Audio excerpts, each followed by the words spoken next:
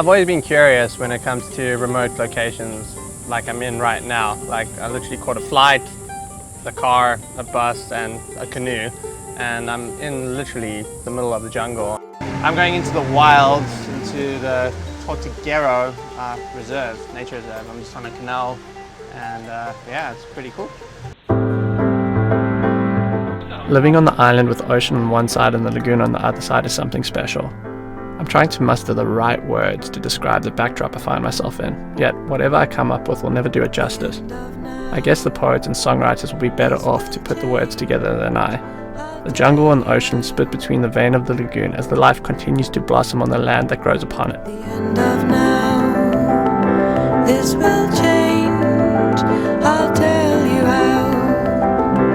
One thing about being in the jungle, this place is alive. On every tree, every corner, under every rock, there's just something happening, a life source, being an ant to a frog to butterflies, crickets, the monkeys all around this area.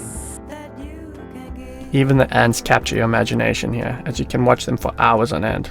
I'll never take them for granted again. They are really fascinating.